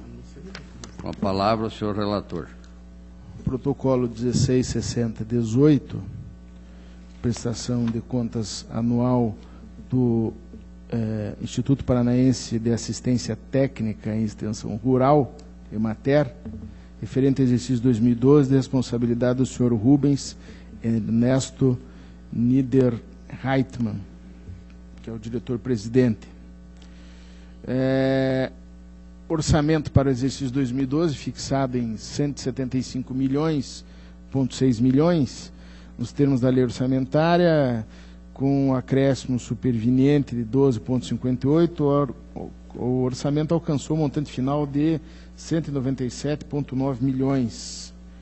DCE, com base nos fatos por ela constatados e os relatórios da Inspetoria de Controle, emitiu instrução apontando que o processo foi protocolizado dentro do prazo regimental, observando a instrução normativa, as demonstrações contábeis apresentadas estão de acordo com a legislação, sob o aspecto da gestão orçamentária, financeira e patrimonial, evidenciou razoabilidade nos resultados apresentados e a sexta inspetoria, nos relatórios semestrais de 2012, concluiu pela regularidade dos atos praticados. Sobre o resultado da gestão, resultado da execução orçamentária, a unidade técnica destacou que houve um déficit de 9,1 milhões, tendo em vista as receitas arrecadadas terem sido inferiores às despesas empenhadas no período. Todavia, a entidade tem recursos disponíveis de 15,4 milhões para honrar os compromissos inscritos em resto a pagar, que somam 10,3 milhões. A diretoria apontou inexistir registros relativos a irregularidades, bem assim a DCE, e o Ministério Público também manifesta-se pela regularidade das contas, de modo que, à vista dessas intervenções, voto pela regularidade das contas do Instituto Paranaense de Assistência Técnica e Extensão Rural, exercício 2012, responsabilidade de Rubens Ernesto Niederreitmann, diretor-presidente, nos termos do artigo 16, inciso 1º da Lei Complementar. O relatório e voto. Está em discussão. Votação aprovada. Processo 18.1521/13, prestação de contas do Governo do Paraná, Casa Civil, referente ao exercício financeiro de 2012. Pela ordem, senhor presidente. Pela ordem, com a palavra, o conselheiro Durval Amaral. Gostaria de declarar meu impedimento, porque durante 4 meses eu estive à frente da Casa Civil nesse período. Impedimento declarado, convocado o auditor Tiago Barbosa.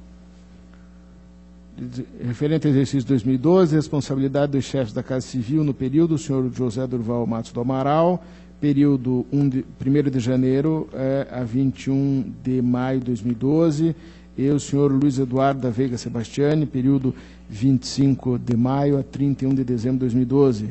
Em sua instrução, a DCE atestou que a prestação de contas foi formalizada em conformidade com a instrução normativa, apresentada dentro do prazo, apresentou um resultado orçamentário deficitário, pois despesas realizadas foram superiores às cotas orçamentárias recebidas, ainda que o orçamento inicial de 571 milhões, pouco mais que isso, apresentou uma redução de 52,54, resultando no orçamento final de 271 milhões, ou pouco mais que isso. Conclui que a Casa Civil cumpriu a contento as metas físicas definidas para o orçamento para o exercício 2012, relatórios semestrais da Inspetoria de Controle também pela regularidade das operações. No mais, destacou que o órgão apresentou as medidas implementadas para atender a recomendação do Acórdão 2379, que julgou suas contas em 2011, para que observasse o decreto que regulamentou o sistema de controle interno no âmbito do Poder Executivo Estadual. Ao final, conclui que a prestação de contas é regular. O Ministério Público também adota a mesma compreensão e, de todo o relatado, verifica-se que a detalhada análise da DCE concluiu, sob todos os aspectos, pela regularidade da prestação de contas. E, sendo assim, convergindo ou acatando as intervenções já referidas, voto pela regularidade da prestação de contas do Governo do Paraná, Casa Civil, de responsabilidade dos respectivos chefes da Casa Civil no período. É o relatório e voto. Está em discussão. Votação aprovada. Processo 249258/13, prestação de contas anual do Centro de Convenções de Curitiba, do exercício 2012, responsabilidade da diretora-presidente Márcia Schier, integrante da administração direta. A Sociedade de Economia Mista teve um orçamento para o período de R$ 2.463.740. A DCE atestou completa obediência à instrução normativa por parte do prestador de contas, inclusive respeitando o prazo regimental de apresentação das contas, e também expôs que o relatório do controle interno observou algumas fragilidades da entidade, na falta de pessoal, de equipamentos, na desatualização de softwares, razão pela qual detecta recomendações já feitas por ocasião da atuação do controle interno.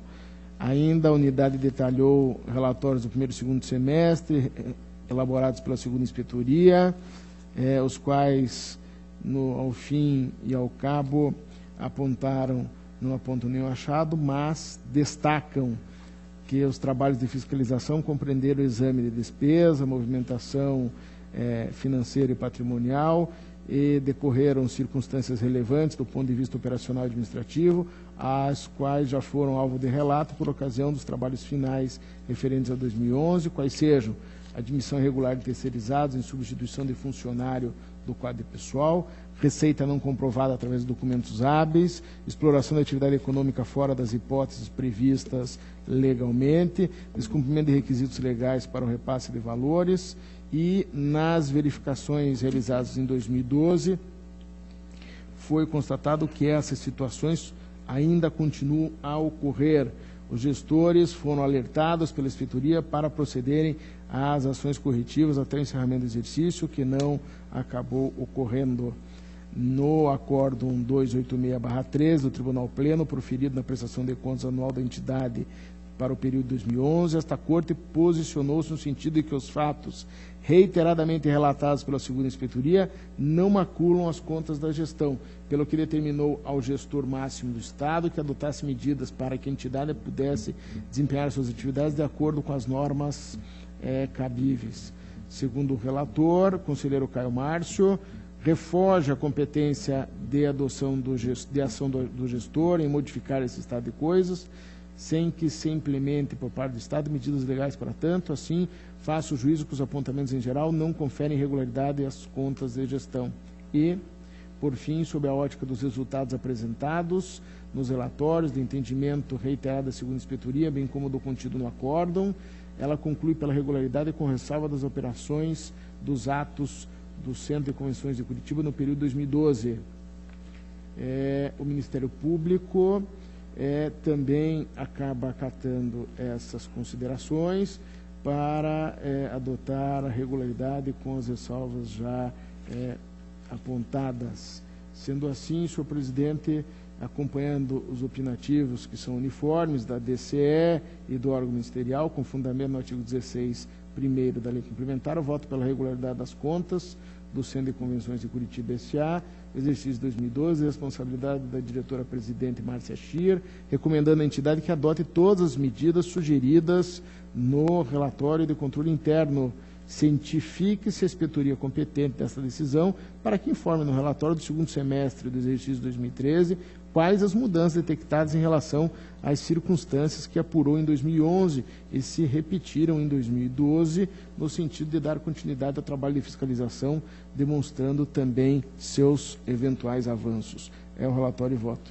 Está em discussão. Votação. Aprovado. Processo 26.33.23, prestação de contas do Fundo Estadual de Política sobre Drogas, relativo ao exercício 2012, de responsabilidade da senhora Maria Tereza Willy Gomes.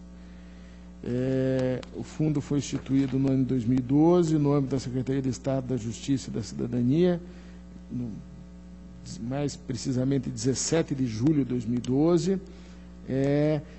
A DCE sugere baixa da responsabilidade, pois o fundo não apresentou movimentação orçamentária e financeira e de acordo com o relatório da Inspetoria de Controle Externo.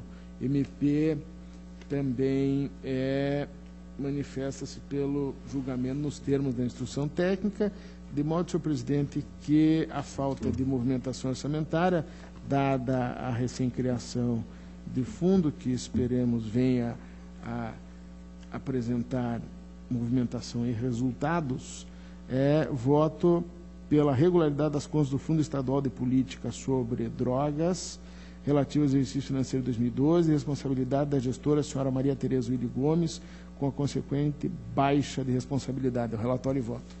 Está em discussão. Votação. Aprovado. Senhor presidente, era o que tinha para a pauta de hoje. Obrigado. Esta presidência agradece a Vossa Excelência. Passo a palavra ao conselheiro Durval Amaral. Senhor presidente, senhor procurador, senhores conselheiros, conselheiros substitutos, inicio minha pauta pelo processo 70.9670/10.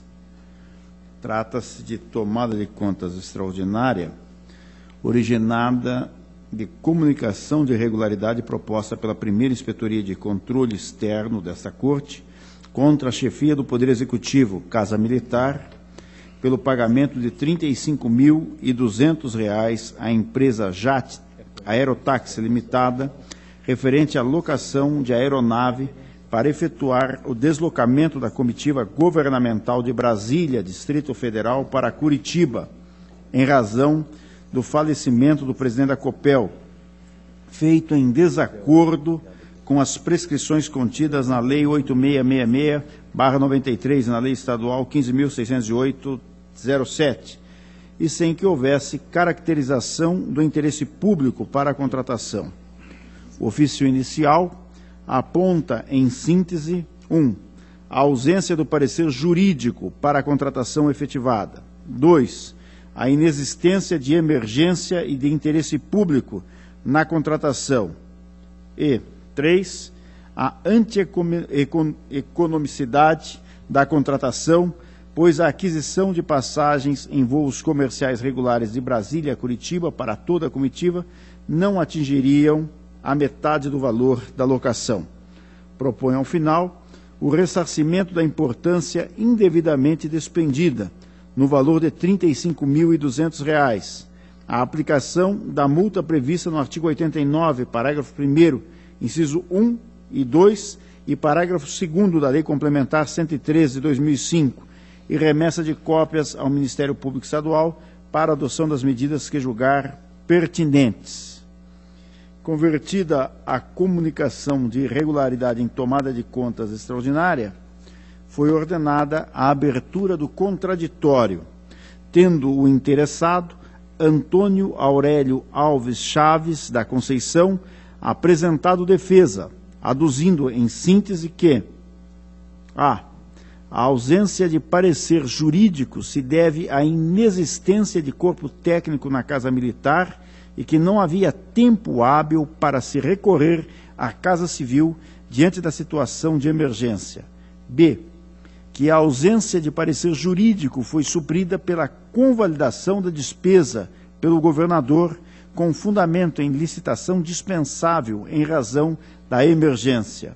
C. Que a emergencialidade do deslocamento do governador do Estado para o comparecimento ao velório do presidente da COPEL fundamenta-se na possibilidade de prejuízo moral e prejuízo da imagem na representação do Estado, e que, D. Os serviços foram prestados inexistindo qualquer forma de má-fé, dolo ou locupletamento pessoal.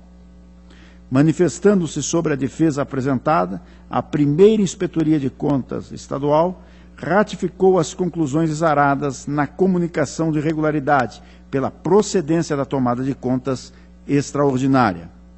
Em razão de aludida despesa ter sido previamente autorizada pelo senhor governador do Estado, a Diretoria de Contas Estaduais sugeriu a sua inclusão no polo passivo. Em sua defesa, o ex-governador do Estado alega, em síntese, 1. A dispensabilidade do parecer jurídico em vista da situação de emergência. 2. A discricionariedade administrativa para a definição das situações de emergência nos casos concretos, segundo o disposto no artigo 34.4 da Lei Estadual 15.608 de 2007. E 3. O respeito ao princípio da economicidade, em razão da existência da cotação de preço em 3 companhias. Apesar dos esclarecimentos prestados, a primeira Inspetoria de Contas Estaduais insistiu na procedência da presente tomada de contas, no que foi acompanhada pela Diretoria de Contas Estaduais e Ministério Público junto ao Tribunal de Contas. Esse é o relatório. Vários conselheiros, acho que alguns auditores também pediram vista nesse processo, praticamente todos. Então, até consulto se quanto ao relatório, se tranquilo, se possa prosseguir no voto. O senhor relator consultou, ninguém se manifestou. Vossa Excelência, prossiga.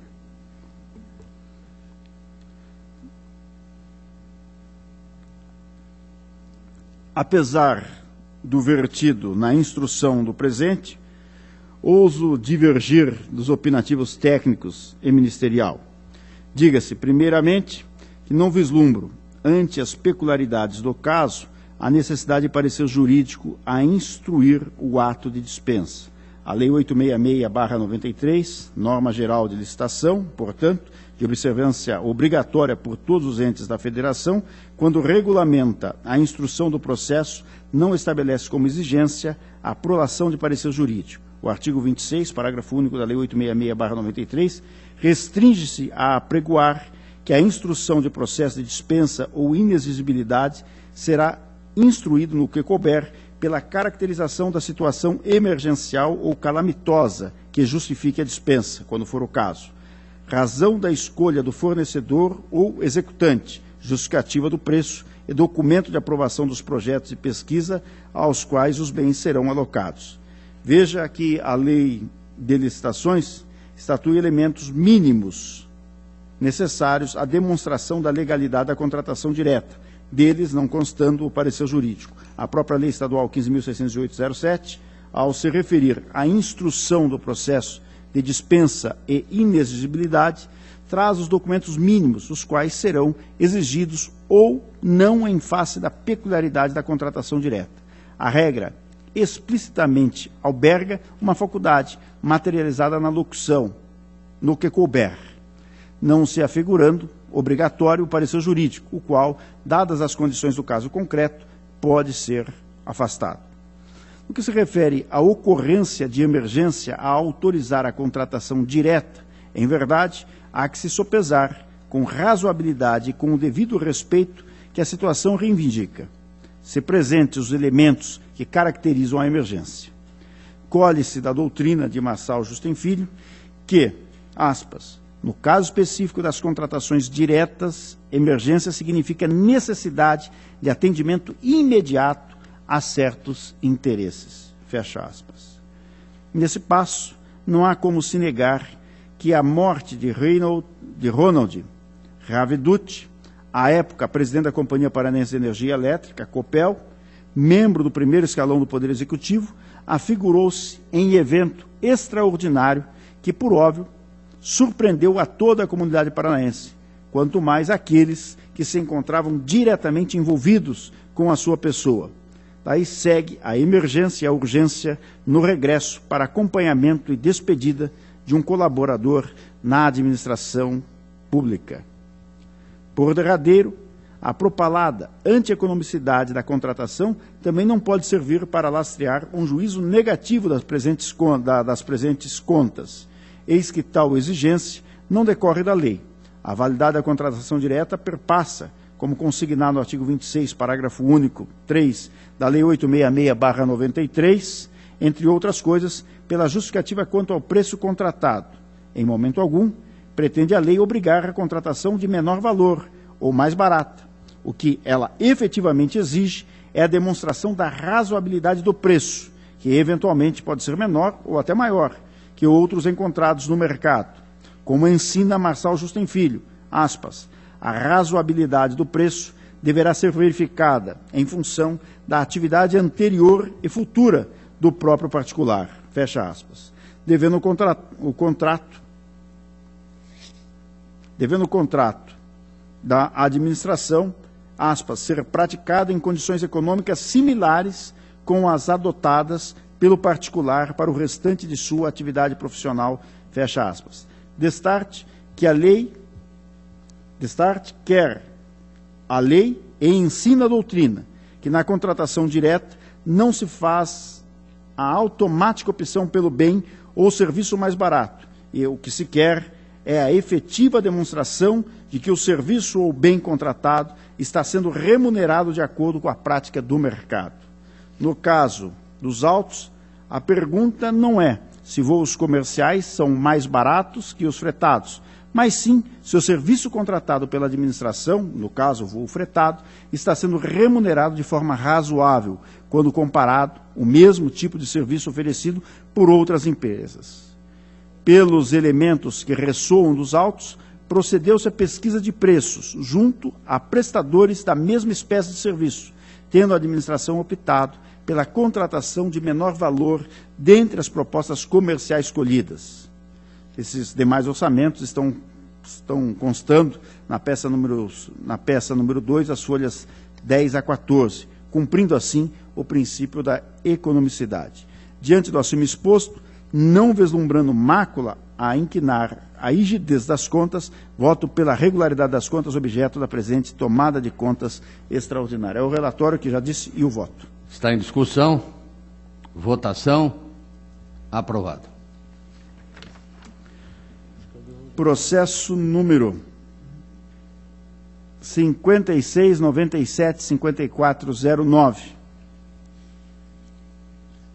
Trata-se de recurso de revista interposto por Wilson Mendes, ex-prefeito do município de Sabalde, contra o acórdão 1030/09 do Tribunal Pleno dessa Corte, que julgou parcialmente procedente a representação formulada pela primeira Promotoria de Justiça de Arapongas referente a 7 inquéritos civis instaurados para a apuração de irregularidades, condenando a restituir ao erário municipal a importância de R$ 1.078 referente a desvio de cheque e a importância de R$ 16.000 relativa à fraude verificada na tomada de preço 0102, dando-se ciência da decisão ao Ministério Público Estadual, vez que as irregularidades também estão sob investigação naquela entidade. Sustenta o recorrente, em síntese, a nulidade do acórdão recorrido por cerceamento de defesa por não ter sido oportunizado a produção de prova testemunhal, que o ressarcimento das despesas suportadas pelo então chefe do Executivo quando em viagens de representação da entidade e, ainda em terceiro ponto, a inexistência de fraude na tomada de preços número 01 de 2002.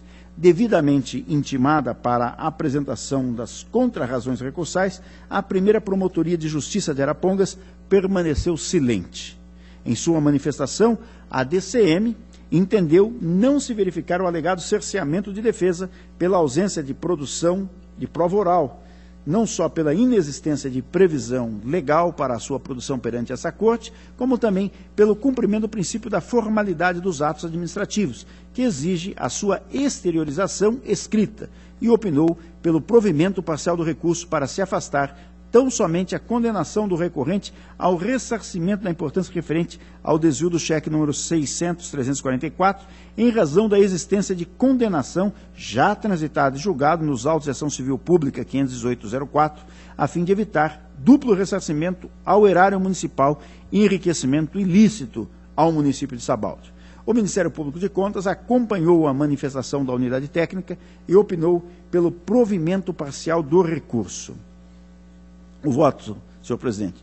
Inicialmente, deve-se rechaçar a alegada ocorrência de nulidade da decisão recorrida pela ausência da prova oral, pois a sua produção se dá na forma prescrita no artigo 359 do Regimento Interno dessa Casa, devendo ser exteriorizada de forma documental, meio magnético ou meio eletrônico, não tendo qualquer deles sido adotado pelo recorrente.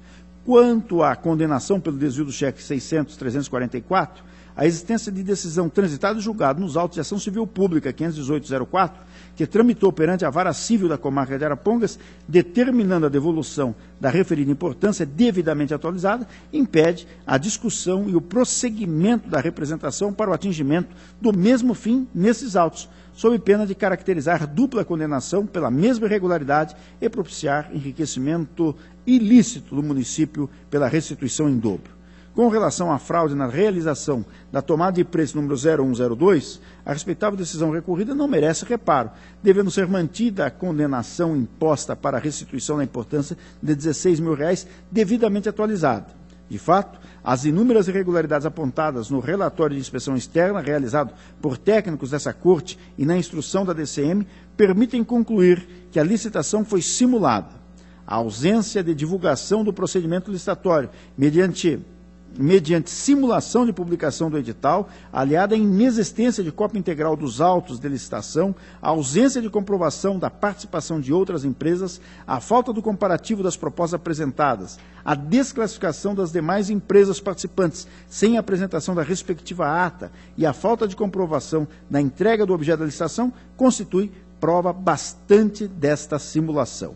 Ademais, a referida licitação, cujo valor total importou em R$ 96 mil e foi parcialmente custeada por recursos do Fundo Nacional de Saúde, no valor de R$ 80 mil, também foi objeto de análise pelo Tribunal de Contas da União, que concluiu, por seu acordo número 968/2008, ter havido fraude e simulação, elencando, além das irregularidades já mencionadas, inúmeras outras, como a coincidência das datas de homologação do certame, da assinatura do contrato e da emissão da ordem de serviço, a quantidade elevada dos medicamentos adquiridos, a inexistência do registro contábil dos valores correspondentes à aquisição e de documentos hábeis a comprovar a movimentação financeira, entre outras.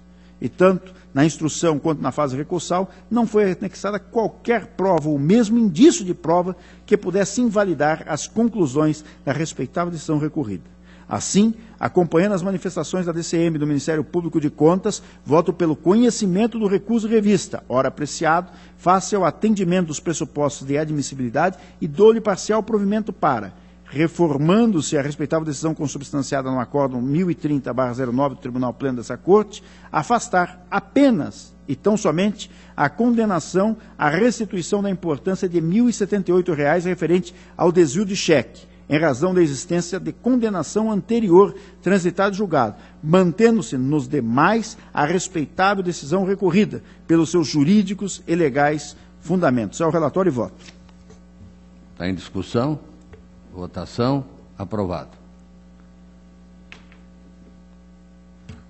Processo número 11.6150/11.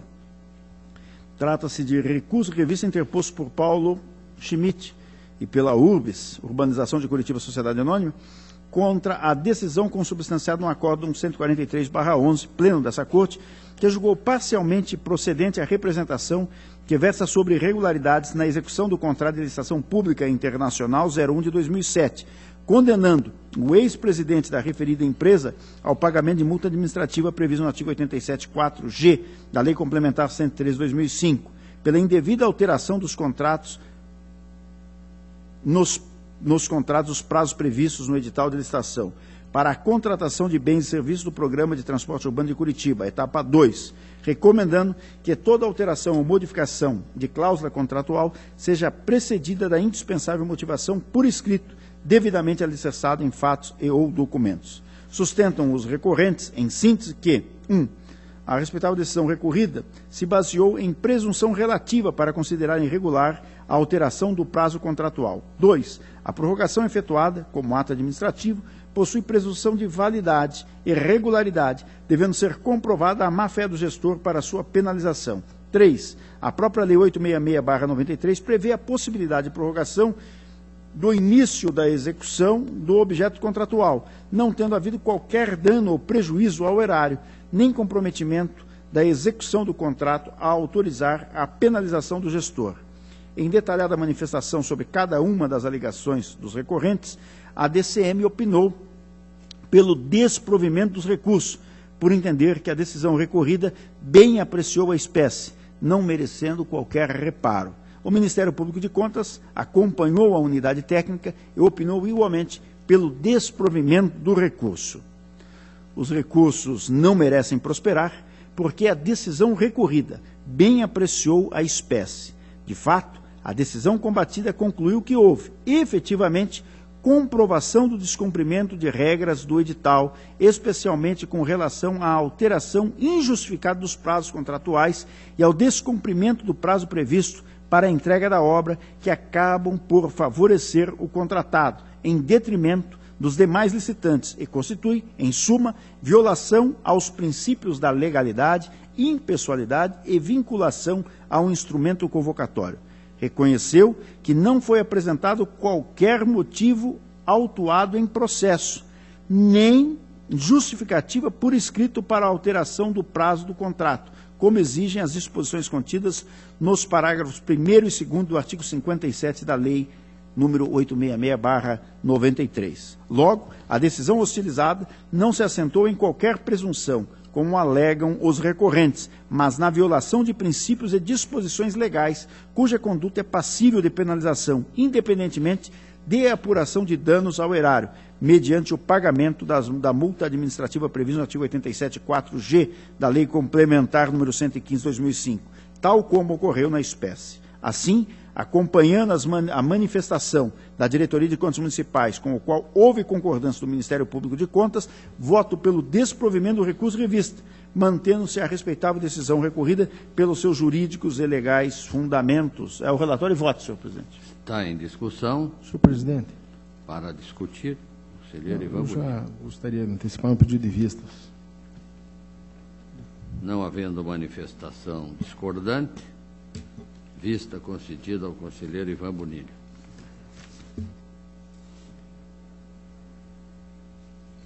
Senhor presidente, minha pauta está cumprida. Agradeço a Vossa Excelência e aos demais membros dessa Corte. Esta presidência agradece Vossa Excelência e passa a palavra ao conselheiro Fábio Camargo. Senhor presidente, senhor procurador, senhores conselheiros, conselheiros substitutos. Processo 742-260, recurso de revista, município de Inajá. Trata-se do recurso de revista interposto pelo Ministério Público de Contas contra a decisão consubstanciada no Acórdão 2993-2012 pela Primeira Câmara, que julgou regulares as contas do convênio celebrado entre o município de Inajá e a Secretaria de Estado de Educação no exercício financeiro 2009, no valor de R$ 2.586,23, cujo objeto consistia na prestação de serviço de transporte escolar aos alunos da rede pública de ensino estadual. A decisão recorrida também determinou a reprogramação daquele valor para aplicação no exercício seguinte. O Ministério Público de Contas, considerando que o convênio não for executado, alegou que houve desvio de finalidade e, consequentemente, ocorrência de dano social, motivo pelo qual as contas devem ser julgadas irregulares. Intimados eletronicamente para que exercesse o direito ao contraditório, tanto o município de Inajá quanto o seu gestor à época dos fatos, o senhor Nilson Camargo Monteiro, não se manifestaram. A Diretoria de Análise de Transferência, por intermédio do parecer 4713, manifestou-se pelo não provimento do recurso, considerando que a mera ausência de aplicação dos valores repassados por si só não retira a juridicidade do ato praticado pelo gestor e não o torna ilegal ou irregular. O Ministério Público de Contas, pelo parecer 5.688-13, opinou pelo provimento do recurso, alegando que a falta de cumprimento dos objetivos e metas do objeto pactuado desautoriza, nos termos da lei orgânica desse tribunal, o julgamento pela regularidade das contas. Com a devida vênia ao entendimento do douto Ministério Público de Contas, constato dos autos a existência do termo de cumprimento dos objetivos, atestando que o município executou o objeto do convênio fornecendo o transporte público escolar conforme o acordo. Diante da certificação do cumprimento dos objetivos, não há de que se falar em desvio de finalidade ou na ocorrência do dano social. Observa-se ainda que os recursos foram repassados somente em setembro de 2009, quando as principais despesas para a execução do convênio já deviam ter sido realizadas pelo município com recursos próprios. Ante o exposto, voto pelo conhecimento do recurso e, no mérito, pelo não provimento. Está em discussão. Votação. Aprovado. Processo 693.502.12, embargos de declaração, Conselho Municipal de Segurança de Sarandi. Trata-se dos embargos de declaração postos pelo Conselho Municipal de Segurança de Sarandi por Nelson Basotti dos Santos, em face da decisão consubstanciada no Acordo 3.104.12 do Pleno, que julgou improcedente o pedido de rescisão propondo contra o Acordo 395.11, Primeira Câmara, que julgou irregulares as contas do convênio celebrado entre o município de Sarandi e o Conselho Comunitário de Segurança de Sarandi e determinou a devolução da quantia aplicada na alimentação de policiais. Os recorrentes alegaram, em síntese, que a decisão embargada não se pronunciou sobre o fundamento do pedido de rescisão, segundo o qual a decisão recidenda, que se baseara em uma consulta formulada por outro município sobre o tema semelhante, partiu da premissa que o CONSEG é uma entidade de direito público, quando, na verdade, trata-se de ente com personalidade de direito privado vinculado ao Estado do Paraná e não ao município. Argumentaram que os CONSEGs são representados coletivamente e em caráter exclusivo pelo coordenador estadual em todos os assuntos relacionados com sua finalidade institucional. Diante disso, a decisão embargada seria nula, pois, ao não incluir o Estado do Paraná no polo passivo, inviabilizou o exercício do direito de defesa daquele ente federativo. Requeriram a procedência dos embargos para que as contas sejam julgadas regulares ou, alternativamente, seja declarada a nulidade do processo diante da ausência do Estado do Paraná como litisconsórcio passivo necessário. A decisão concluiu que a natureza jurídica da entidade não teve relevância para o deslinde da questão, haja visto que a ilegalidade dos repasses independe da natureza jurídica do tomador dos recursos, conforme constou expressamente na decisão dos seguintes trechos, abre aspas, independentemente da natureza jurídica do Conselho Comunitário de Segurança de Sarandi, é incontestável que os recursos públicos a ele destinados foram usados em despesas de custeio da Secretaria Estadual de Segurança Pública, o que se configura como ilegal, fecha aspas. Também não tem fundamento a alegada nulidade da decisão quanto à ausência de citação do Estado do Paraná na medida em que devem prestar contas ao Tribunal, nos termos da Lei Complementar Estadual 103/2005, os responsáveis por entidades adotadas de personalidade jurídica de direito privado que recebam contribuições e prestem serviços de interesse público ou social, bem como as que vinculem ao Estado ou ao município no regime de colaboração. Constata-se que o Estado do Paraná sequer consta como signatário do aludido convênio, razão pela qual não há de se falar em solidariedade do Estado e justificar o seu chamamento ao processo. Ademais, a representatividade dos CONSEGs de forma coletiva e exclusiva pelo coordenador estadual, a que se referem os recorrentes, está circunscrita aos relacionamentos entre aquelas entidades e a Secretaria de Estado de Segurança Pública, não se aplicando aos eventos em que tais entes agem isoladamente, como ao celebrar convênio com os municípios. Ante a inexistência de omissão da decisão recorrida, voto pelo conhecimento dos embargos de declaração e, no mérito, pela sua improcedência. Esse é o voto, senhor presidente. Ele está em discussão. Votação. Aprovado. Senhor presidente, era o que eu tinha em pauta. Agradeço. Esta presidência agradece a Vossa Excelência e consulta os demais membros desse plenário se alguém quer fazer uso da palavra. Não havendo manifestação ou havendo manifestação de que nenhum quer fazer uso da palavra. Senhor presidente, só pela ordem, senhor presidente. Pela ordem, concedo a palavra ao conselheiro Ivan Bonilha. Antes que encerre a sessão, na votação do recurso de revista, protocolo 580554/12, eu fui relator, mas, embora relator, fui voto vencido, mas eu gostaria, pelo que faculta o 586, parágrafo 2º do regimento, de que ficasse consignado meu voto vencido. Perfeitamente. Senhor procurador, com a palavra. Senhor presidente, recebemos uma notícia hoje pela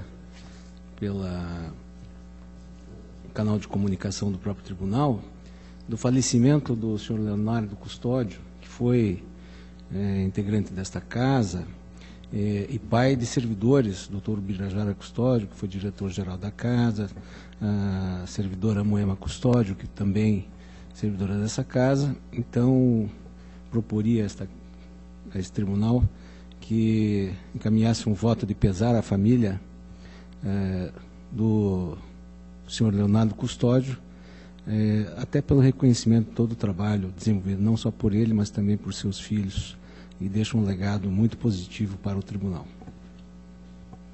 Esta presidência acata, consulta o plenário, que seja encaminhado esse voto de pesar em nome de todo o plenário. Por propósito do senhor procurador, mas em nome de todos que compõem o plenário. Nada mais havendo a tratar, declaro encerrada a presente sessão, ficando marcada uma próxima ordinária para o dia 3 de 10, quinta-feira próxima, no horário regimental. Levante-se e apresente.